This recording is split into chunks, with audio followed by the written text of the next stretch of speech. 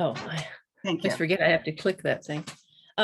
Okay, so as I was saying that in early 2001, I was hired by the IBM's Institute for Knowledge Management.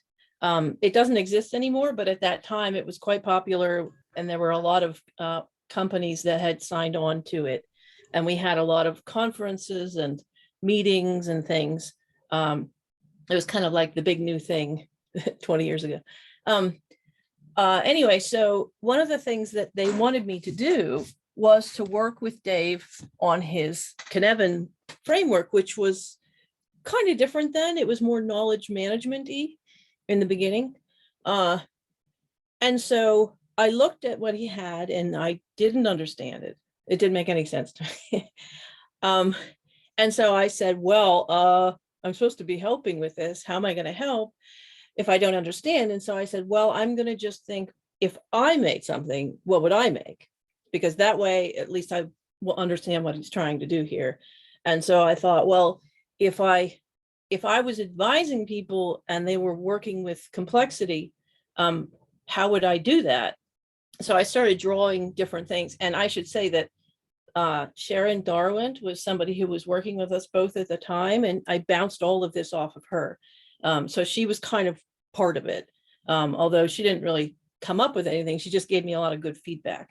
But anyway, so I kind of wrote down that I thought, and being trained as a scientist, I think of axes, variation. I always think of that just because that's what you do in biology where I came from, which I'll explain in a minute.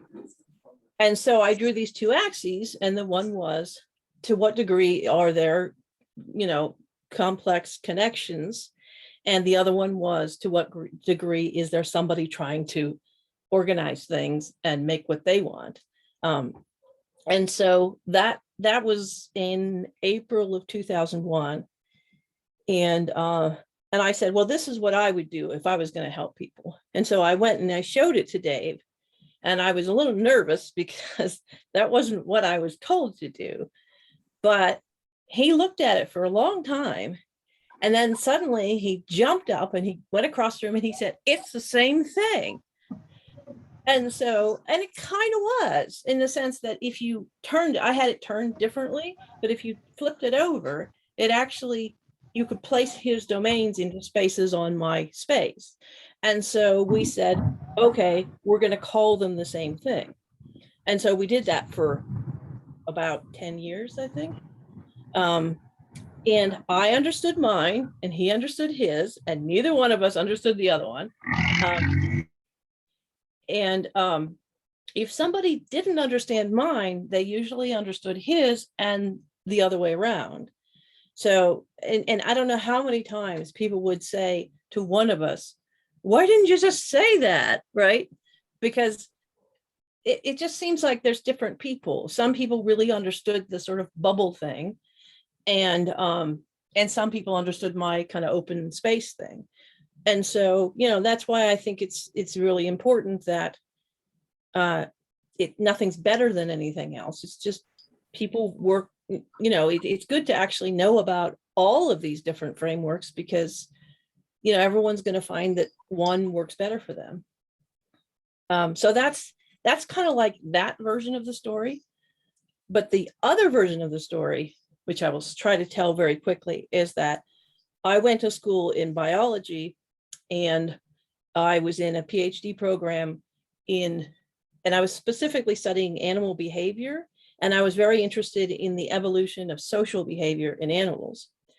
And then I had an accident. I fell, I hurt my back. I spent 6 months mostly laying in bed. And I read a lot of books because I had nothing else to do. And so I read this book called Chaos by James Gleick. I don't know how you say it. And that book, even though it was called Chaos, it had a lot of complexity stuff in it too. It kind of opened my eyes and said, hey, this is very cool, and so that was when I first learned about complexity. That was like 89 probably. And so then I redid my whole dissertation as a simulation studying complex patterns in animal groupings. Because I couldn't do regular work anymore because my back was all messed up for years. But anyway, and I was very excited about it. And I learned a lot by doing the simulation, and I read a lot about complexity at the time. Sadly, the department that I was in did not accept doing simulation. They said I had to do lab work or field work. Well, I was actually kind of disabled. I couldn't really pick anything up or do much of anything. So I quit, which I think was a really stupid thing to do now, but whatever. I was young. So that all of that stuff, all of that thinking about complexity in animals and behavior, and how do groups do things, and how do things try to take control over situations, all of that is the longer story that's behind why I drew that model in the first place. When Dave, but I probably would never have done that if I hadn't been asked to work with Dave Snowden, who had a model, because I was like, I don't know, why would I do that? I don't have a background in organizational anything really.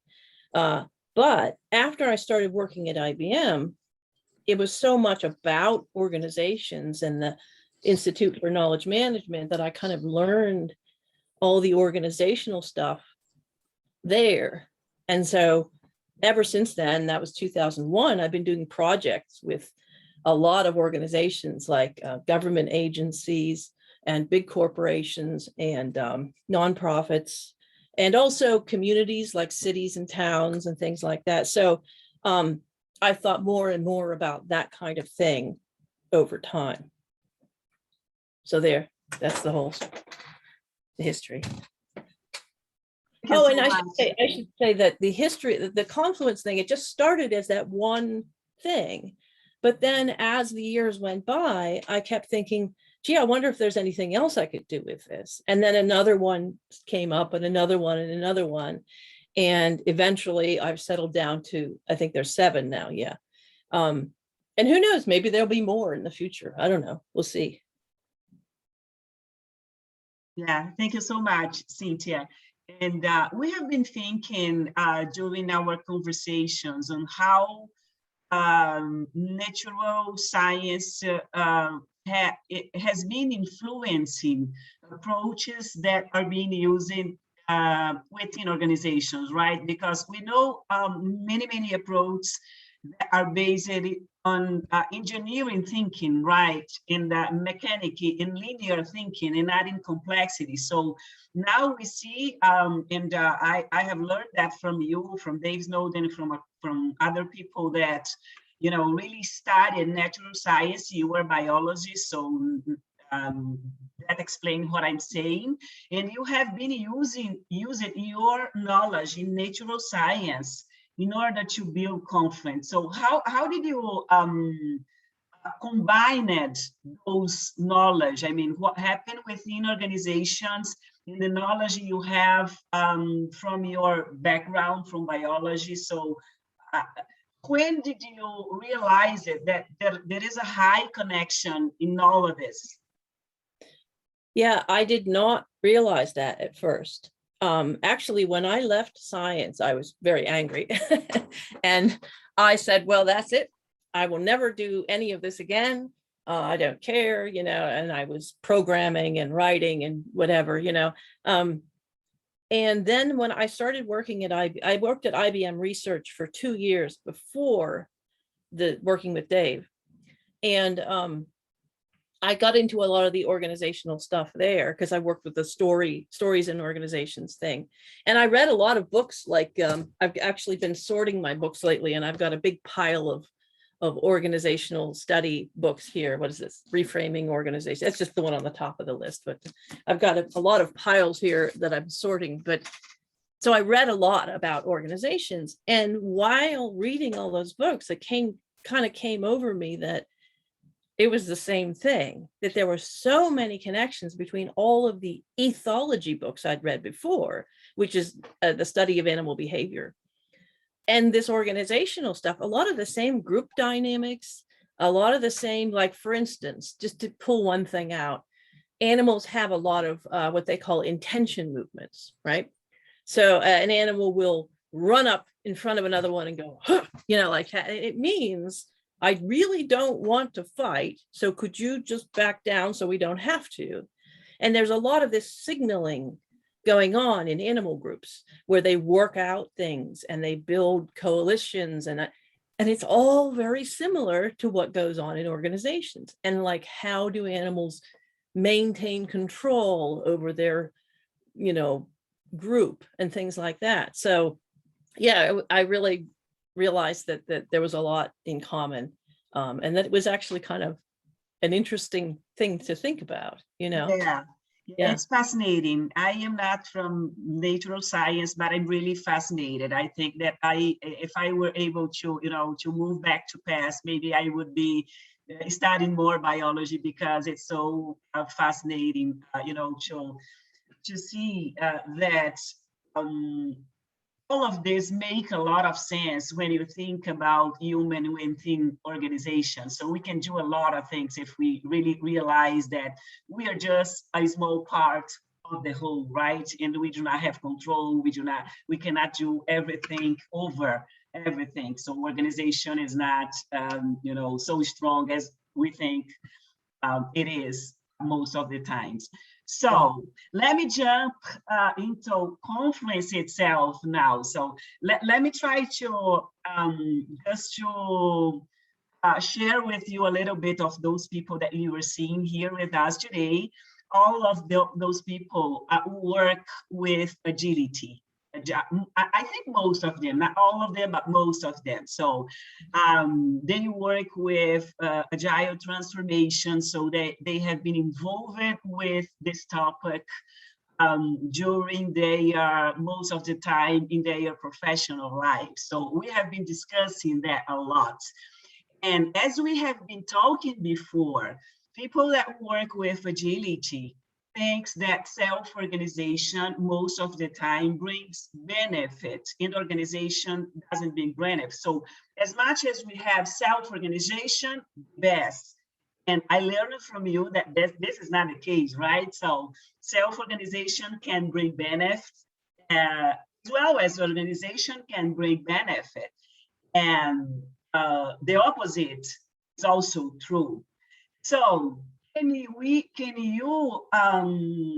share with us some examples on when self-organization on a human environment is not benefit? Oh, yes, actually. When I was writing the chapters of my book, I came up with many, many more examples than I used, because, well, there wasn't, it would have been a 2,000-page book, One of the examples that I've spent quite a bit of time reading about, but decided not to use, was about crowds and the specific cases. Usually it's either sports or music, where people have been crushed by crowds. And it's absolutely sad, but fascinating, because of the way that people, they get pulled up and they don't even touch the ground, and they just get squeezed, suffocated by just the force of all the other people on them, and they can't, there's no way to get out. And then other people get trampled down, and there's all these complex dynamics that go on during these things. And people have been studying, this problem of how do you stop it before it starts? How do you, in examining these cases of exactly how did this get started and why did it not get stopped? Like there was one thing where it was a nightclub, and it was dark, and they had sealed some of the exits because people had to buy tickets to get in, and then there was a fire and people couldn't get out, and they were trying to go to the exit sign, but there was a lit up sign by the bathrooms, and they went there instead thinking that was the exit, and a whole lot of people died in there. So anyway, yeah, I almost had a whole chapter on all these horrible crowd problems, but I ended up not using that. But yeah, there's many examples of bad, self-organized patterns happening in people. Yeah, and this example is one of those many examples that we have that a pattern that came from self-organization, right? Between people. It was this destructive, right? It destroyed, the environment and everything that was around them, right? Yes, but also in some of those cases, you can see that it's not just self-organization, it's the way it interacted with organization. Like, for example, in this nightclub example, they had, certain rules in place and certain physical barriers that they were trying to exert control over the sort of money aspect of the thing, right? But the safety aspect got ruined. And so it's not as simple as it was only self-organization. It was an interplay between the two things. Yeah, I got it. Yeah.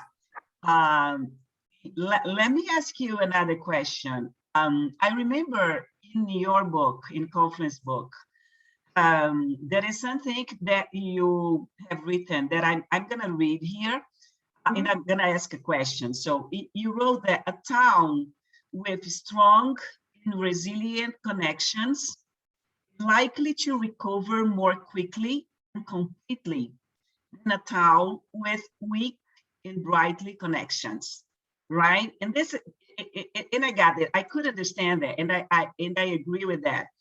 But a question I have to you is, strong connections is clear, right? Strong connection is when it's hard to break the connections, right? But what do you mean by resilient connections? We know that strong self-organization is when the connections are strong and resilient. So what do you mean by resilient connections? I can give you a good example of that. My husband and I, we have this thing we do.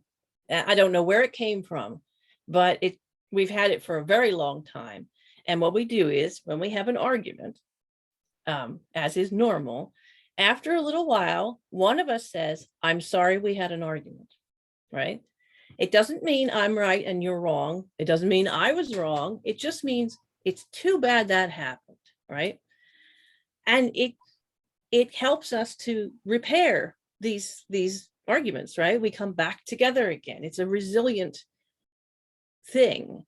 And in fact, there's a guy, and I don't remember his name, but he studies marriage, and he talks about repair movements. And that's one of the types of things that you do in a repair, is that you say, "Oh, that's too bad we had that problem. Could I, clean the table for you," or something.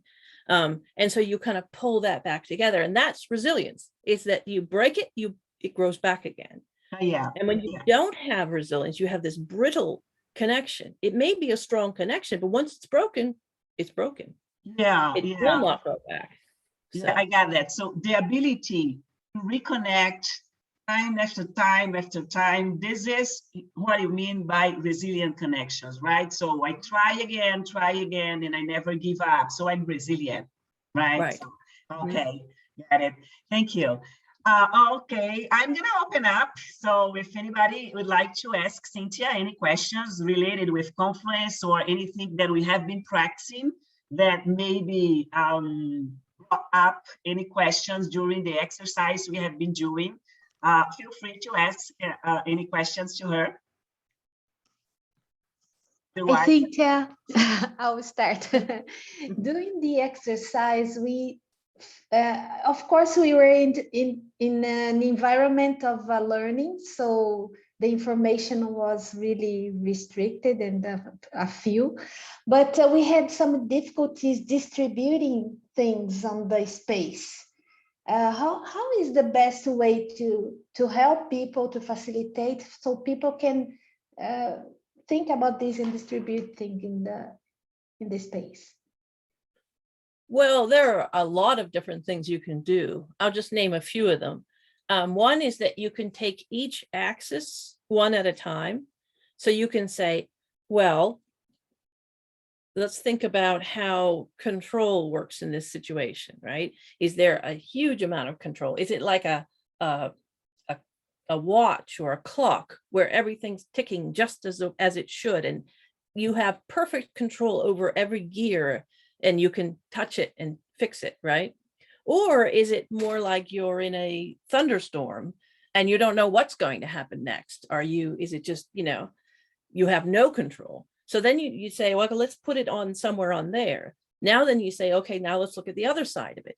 Is this a complicated, is this a strongly connected thing? And then you use another metaphor, like, for example, let's say cars on a road. You're driving and there's one car, you see one car every 10 miles, right? Or kilometers. I'm being so American. And that would be very loose, right? You don't see very many cars. You feel like you're the only car there, right? But then you think of traffic in a city where it's very tight. Everyone's very close to each other and no one can move very far. And the traffic moves kind of as this giant mass, Now those are extremes on that axis. So that kind of thing is a way to help you kind of figure out where to put things. Another way to do it is to look at the things you already have. So you already put something and you say, well, is it more or less than that? Is this situation more or less organized, more or less self-organized than that? And then you keep building and building into where, and it does take, with any of these kind of things, it might take a long time to do the first 2 or 3 or 4 things, but then it starts to speed up, right? And then eventually you're like, oh, I know where this goes. Oh, I know where this goes, And the more used to it you get, like with any tool, the more you use it, the easier it gets to use it. That's all I can think of right now. Thank you, Cynthia. Mm-hmm. And I think, Cynthia, maybe the understanding about what is self-organization and organization maybe increases over time, right? Because one thing that I really had a hard time when I started practicing Confluence in some groups, not this one, because this one people are really, knowledgeable, but in other groups, is that the understanding about organization and self-organization differs from one person to another. So, and this makes the exercise harder because what I understand about self-organization is different from what you understand. And then we place a different, spots, not because we think different, but because our understanding about organization is in the organization is different. So what can you try to speed up people's knowledge about organization and self-organization, other than asking them to read something about it? Or is there any way that we can think about speeding up this knowledge? Well, I can think of a few ways. One is that it is possible if you have enough people in the room. I guess you can do it online. But you can do an exercise where you demonstrate emergence. So like, for instance, you say, I want you to find someone with the same color shirt as you have. And then people start grouping up, right? Or, I mean, there's if you look on the internet, there are different exercises that you can actually use. Yeah, that's one way to do it. Because if you actually experience it physically, you kind of get an intuition for it. What was another one? Oh, metaphors. Another one is metaphors.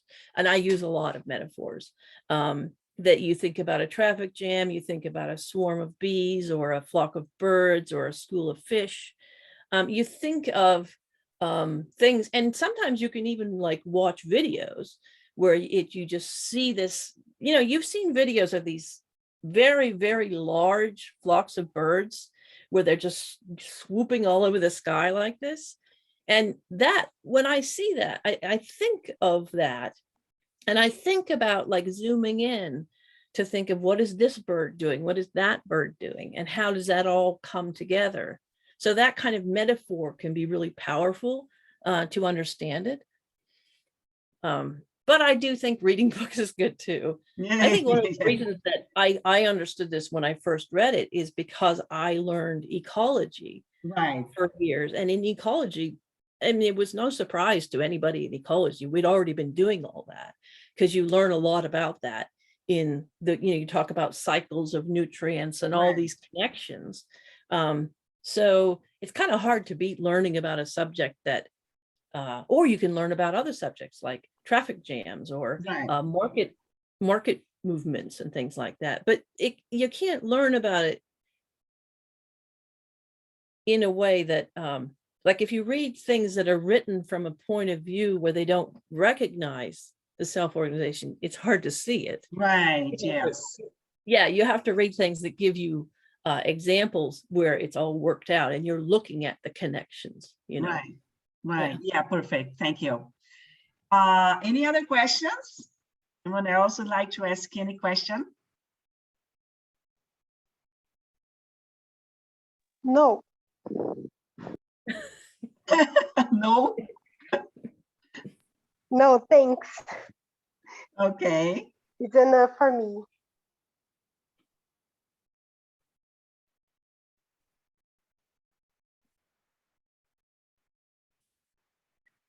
Right, so I'm going to ask a question until someone, think about another question to bring up to Cynthia. So, Cynthia, we know that the balance within organizations, right? So we all here work within organizations. So, and we are looking for ways, to help organizations to bring more agility to business. And I think this is the best way to do that is, using sense-making, techniques, right? To make better decisions, to have a better understanding of what is happening around us in order for us, to make sense of our situations. And we know that we need to look for balance between organization and self-organization. This is something we learned from you.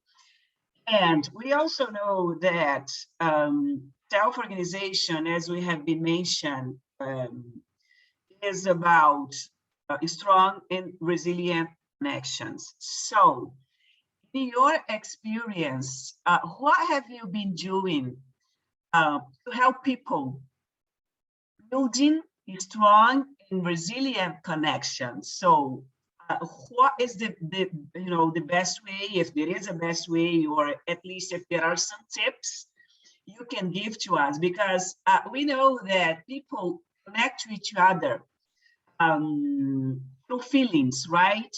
Through common goals, common purpose. So how do we build those, or how have you been doing to help people building strong and resilient connections? Well, I would say that that's connected to my work with stories, because I mean, that's kind of the hammer that I carry around to hit every nail with, I mean, that's my thing I do. So I've done a lot of projects and that the reason that it's to do with stories is that sharing stories with each other is a way that people work together and connect and emotionally connect and form identity and community. It's not the only way that people connect, but it is a very important way. And that a lot of times in organizations that the kind of self-organized coherence, you can kind of tell how good it is depending on the stories people are telling. So I think that kind of, it connects very strongly to the work I've done with stories and the projects I've done with that, where we just go out and ask people.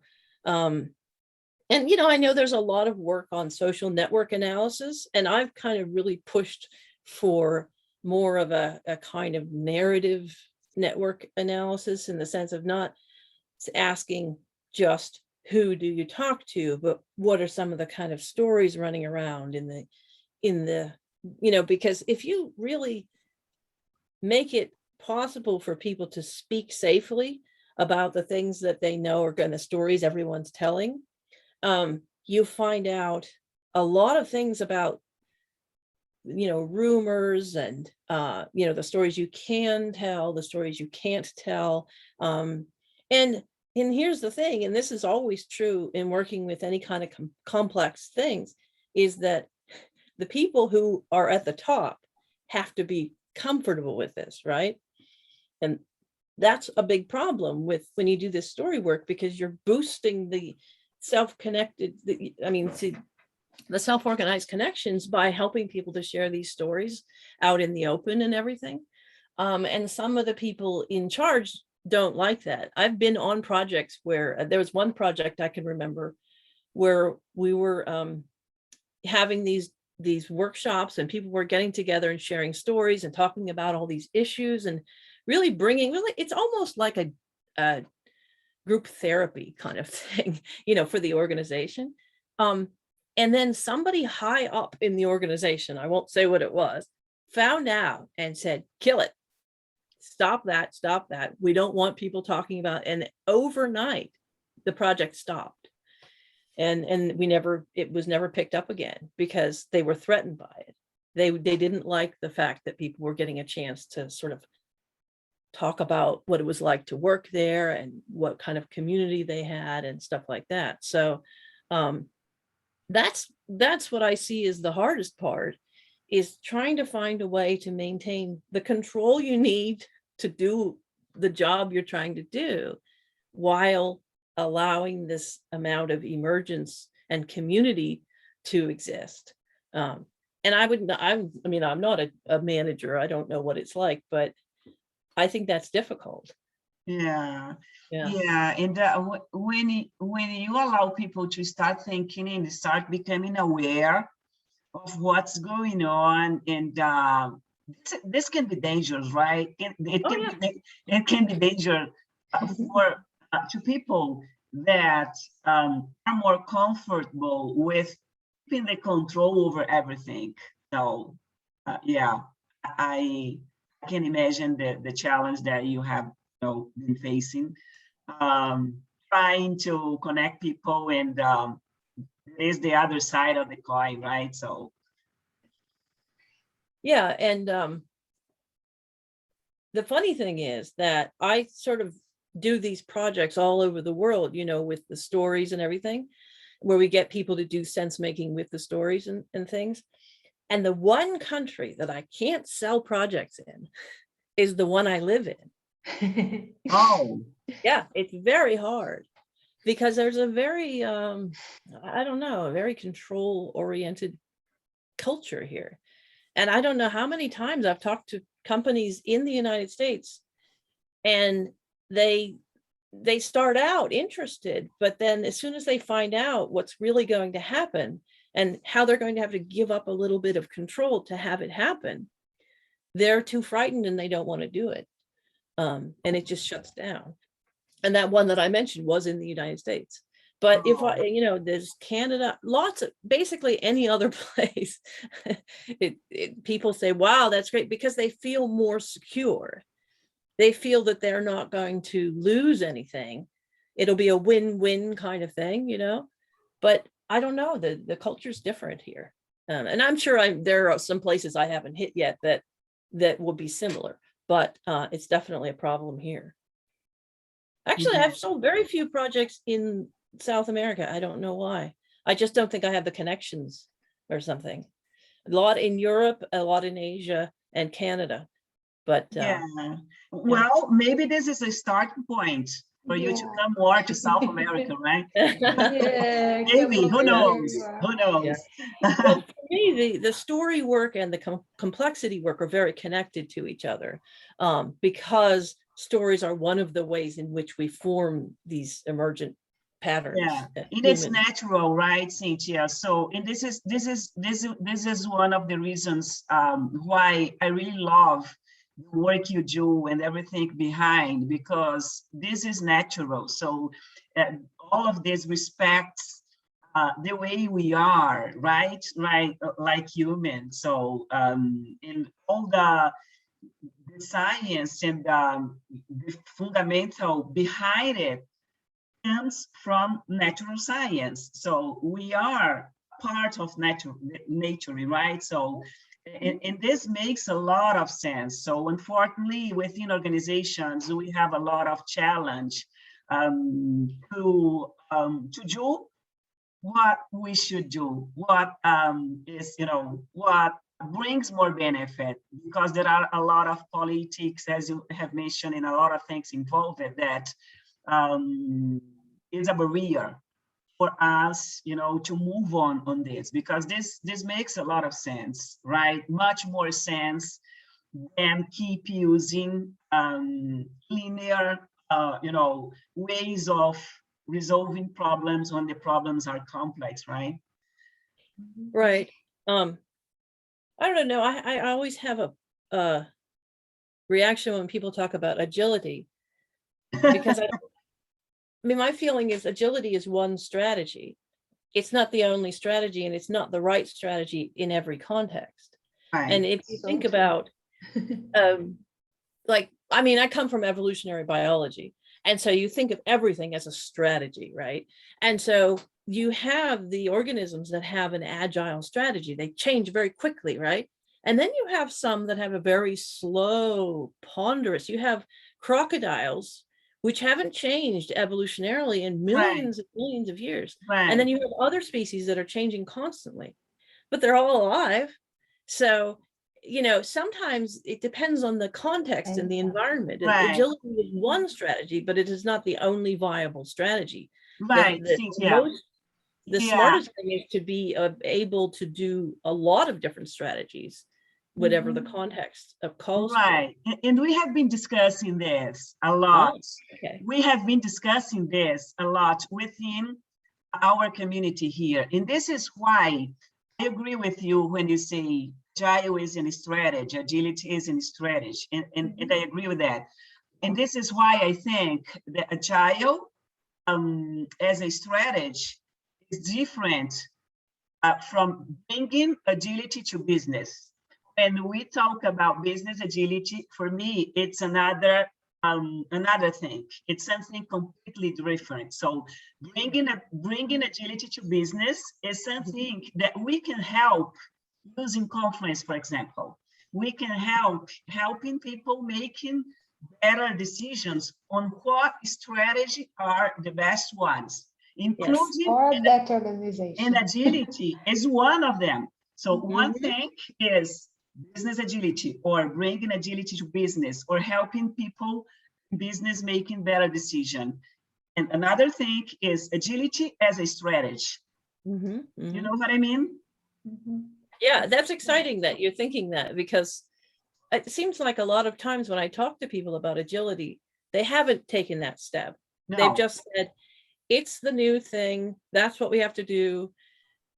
But there's no thought about why. Why are we doing that? Right, right. Well, these people here have taken that step. Yeah, we are trying to think differently. Yeah. We noticed that things are not this way for everyone.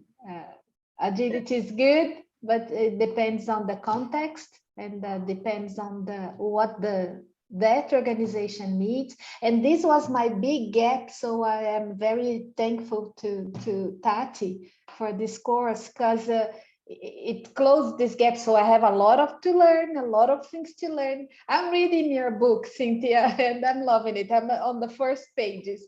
But this was very important for me, because I saw that, but I didn't know how I could help or do something. And your work is amazing, so I'm loving it.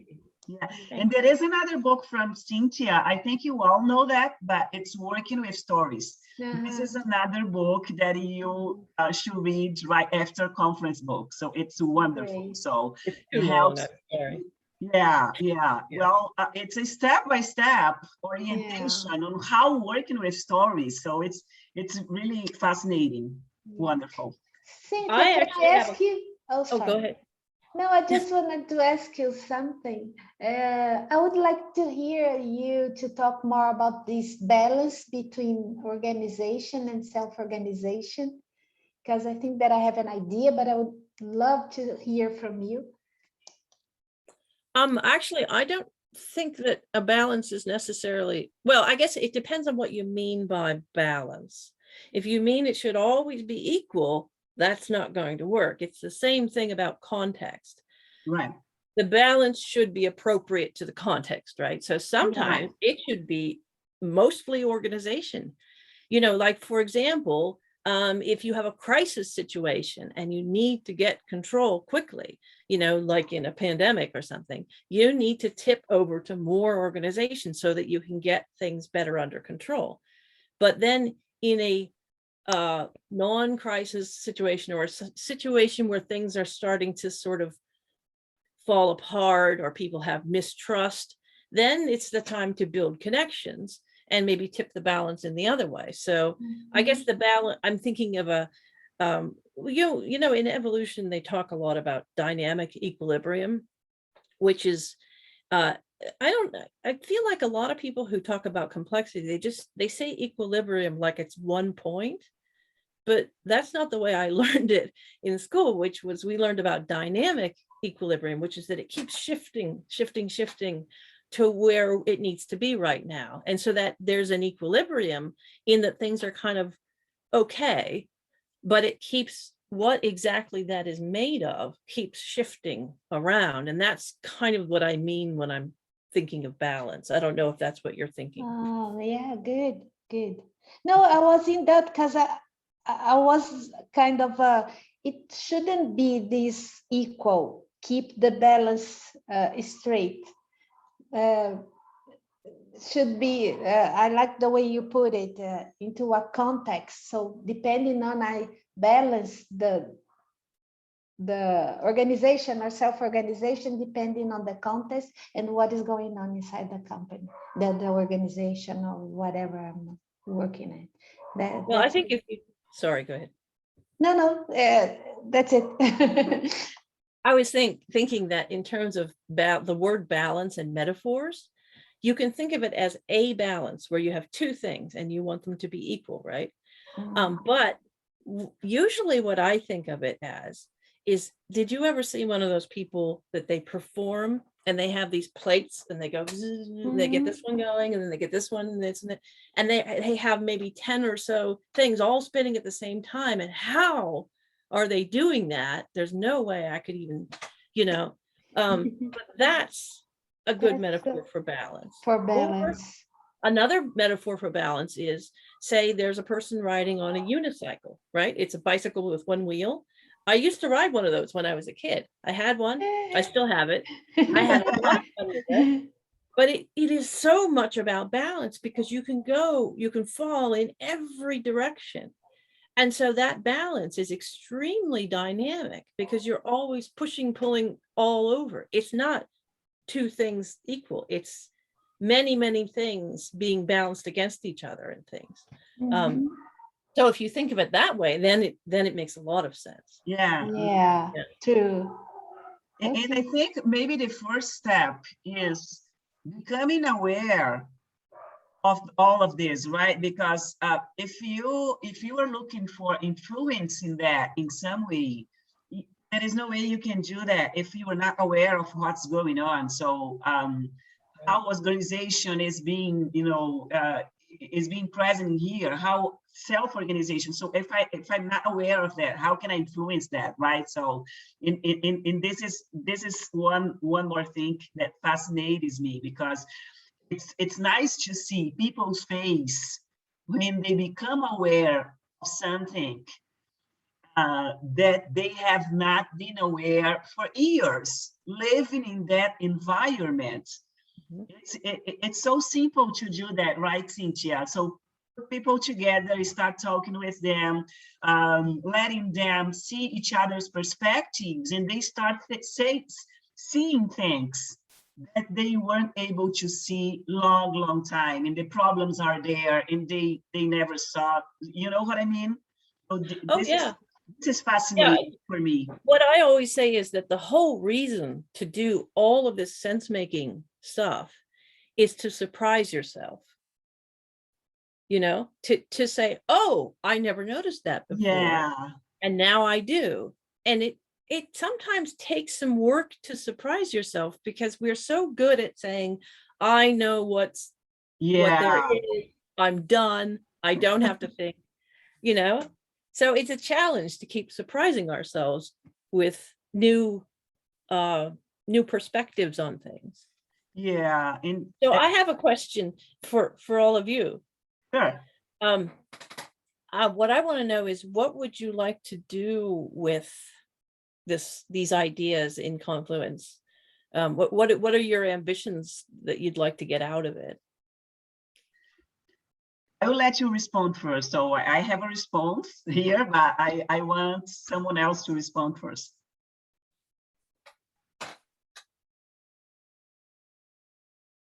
Okay, I will start. I work in organizations, and I mostly work with teams. At the team level, at I don't know, community level, tribal level. But I had difficulties reaching the higher levels of the organization and trying to do a work that really would help them. So I'm good with this, but I have this gap.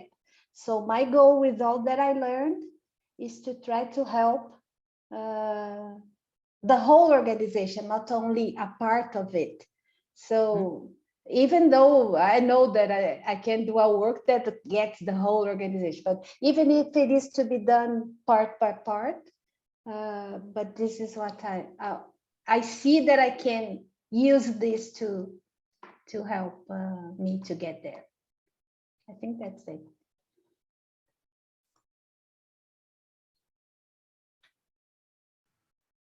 Who else? People are shy. Yes, for me, my first try should be with my team too, the team that I'm working today. As the Sandra saying, we know that they can do better, they can be better than this, and we want to help them. And they know that they can, but we can help they going better. Yes, something like this. Can I just respond to that? A lot of times people, you know, I have a lot of different techniques and everything that between this book and the other one, and people say, I read this stuff, but I don't know how to get started. And I always say, do you have family? Do you have friends? Because anyone who will let you use them for this, you just do it. My husband and my son have been through so many workshops, and I try out everything on them. And you can also do all of these things just by yourself.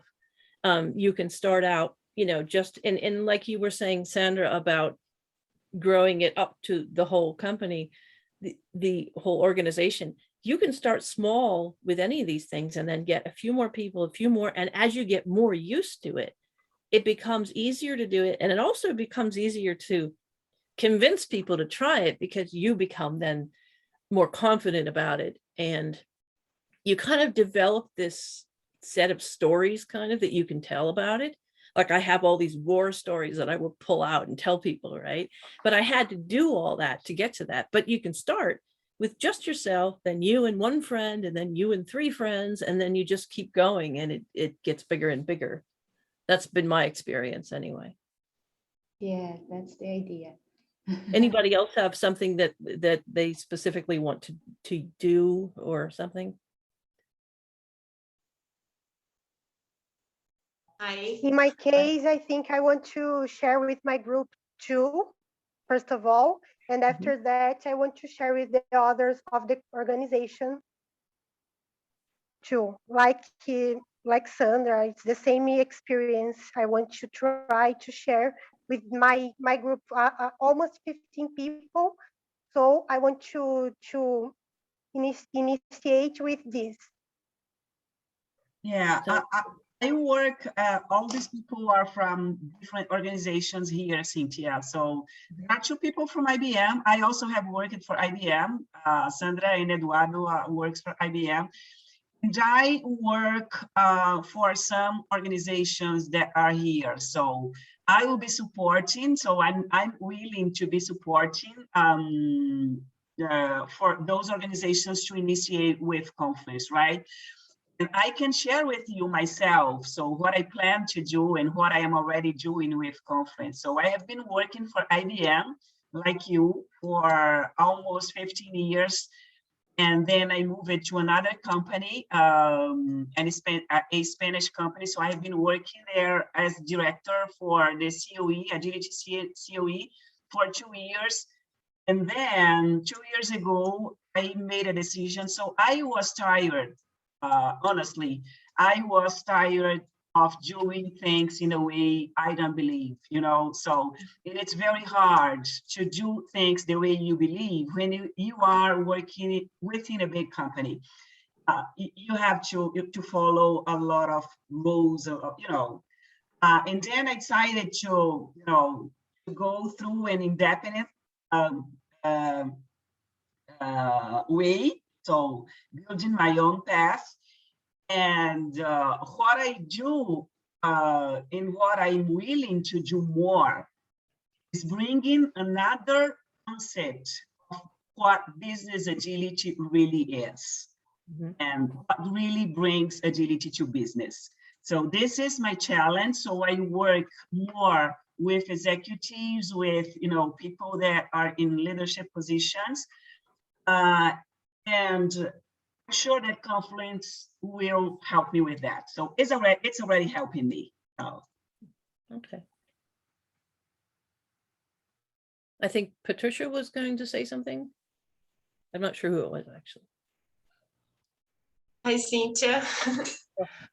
And I am a marketeer. I work with social media, so I don't know how to use this knowledge in my work, but I will use this knowledge because I work with Tatiana. I am her social media. So in the first time, I will work with this knowledge there.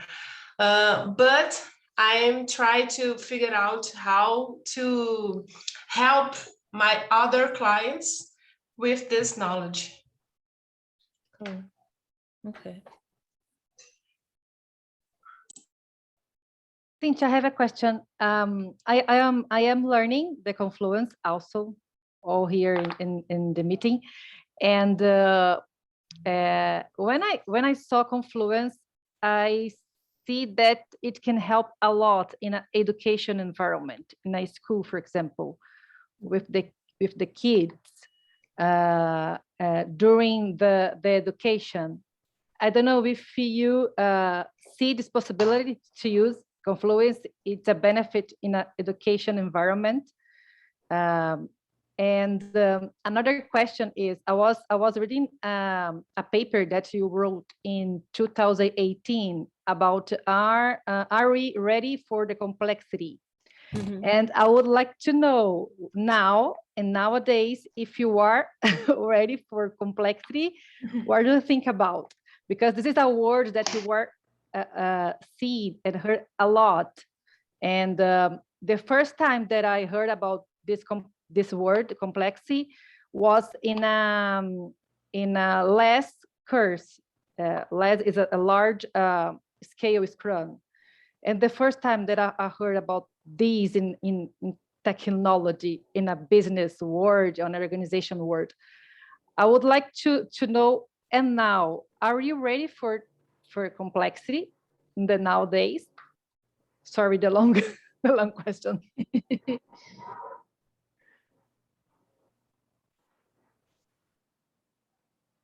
I think he is freezing.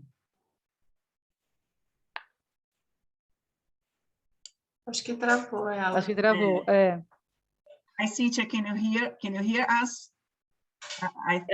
I missed a lot of that. I'm sorry.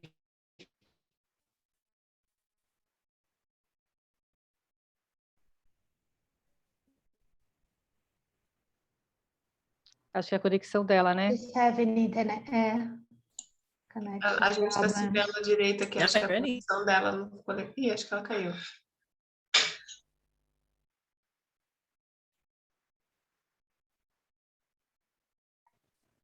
I'm just getting little pieces of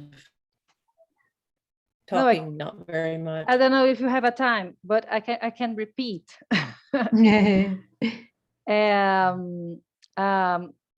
My question is about your paper that you wrote in 2010 about the Are We Ready for Complexity? I would like to know, and now we are ready for complexity. How do you feel that you are now after these years? And principally in the business world, in the organization world, how we are ready for complexity?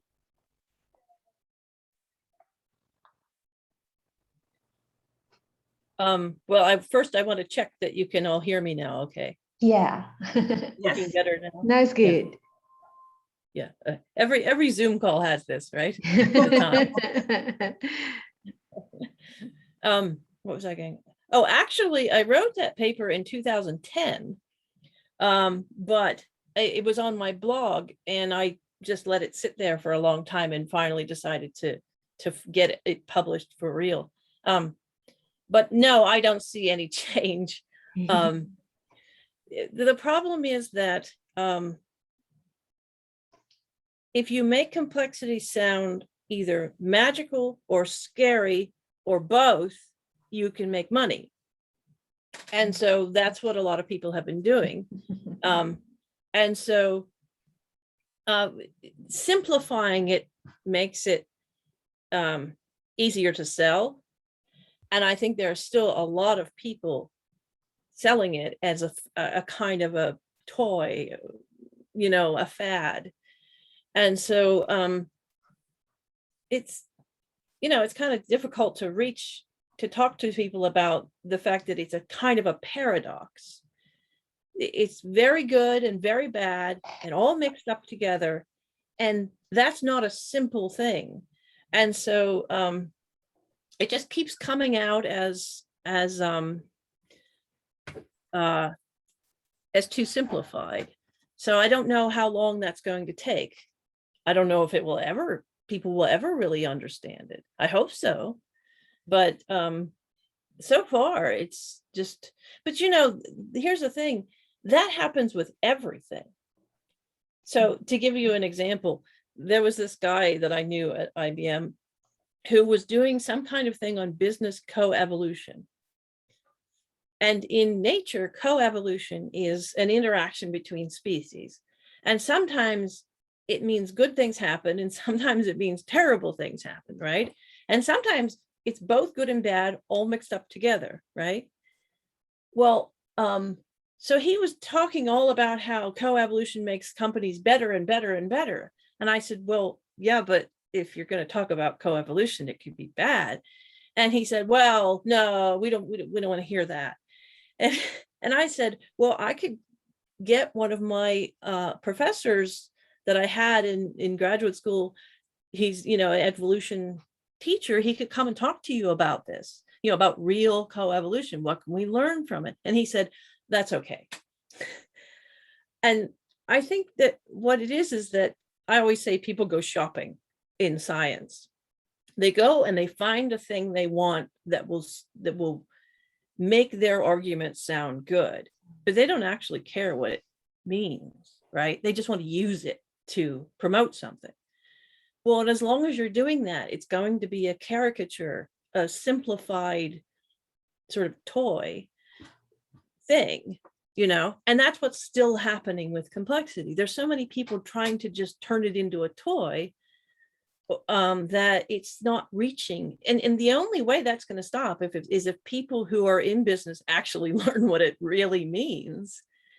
And then no one can sell them the toy anymore because they know what the real thing is. So But one of the problem is that the people who write, like for example, Ralph Stacey, he's a guy who writes about complexity, but his stuff is so hard to understand. I can't make it through a paragraph. It's so complicated and seems to be almost written to be difficult to read. So I think that there needs to be people who explain it correctly and bring it into the business world in a way that's not simplified, but still useful. That's what I've been trying to do, but I don't think there are very many people wanting to do that. Yeah, I don't think so either. Yeah. And you said an important thing, right, Cynthia? It's not about simplifying it. It's about bringing it in a way that people can understand, right?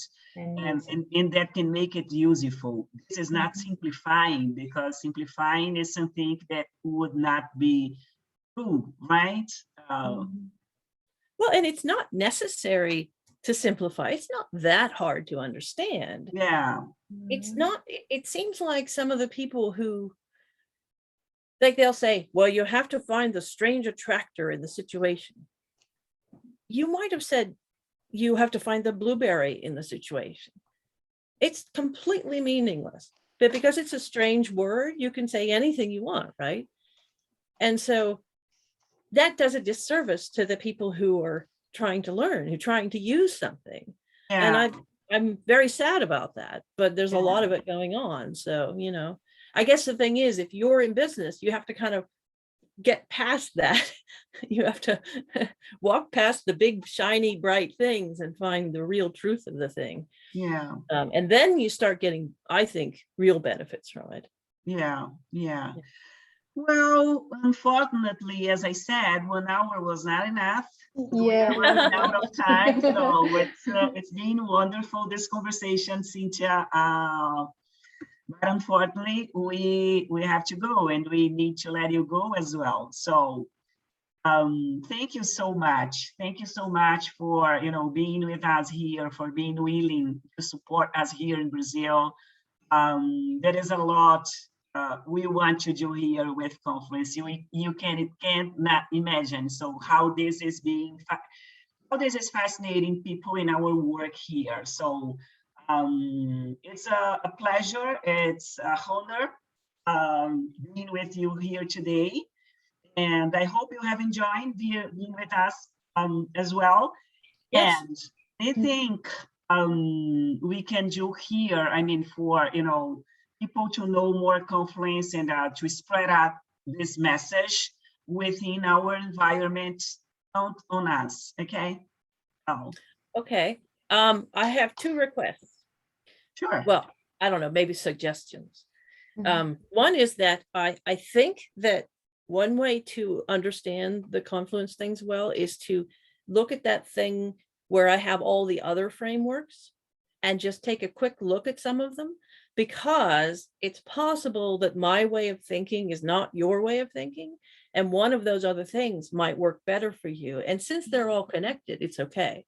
I don't claim to be better than anybody else. So Sure. It's good to try out all those different ways of thinking, because I really think that there's some kind of almost a genetic connection, where you look at one thing and you say, oh, that makes sense to me more than the other thing. Yeah. And the other suggestion I have is that if you have questions or suggestions or anything, let me know, because I want to put things on the website and help people learn and stuff. So, anything anybody wants to send to me, I'll be glad to see it. Sure. Great. Thank you so much. Thank you, Cynthia. Thank you. Thank you so much. Thank you. Let's take a picture of us. Camila, can you open up your... Yeah. Let's do it. Let's see if Camila can open up her camera. I don't know if she... Okay. Oh, okay. There she is. Not in my better. Okay, so... Okay, 1, 2, 3. Thank you everyone. Thank you, Cynthia. Thank you. See you soon. Bye-bye. Take care. Thank you. Bye-bye. Bye-bye. Bye-bye.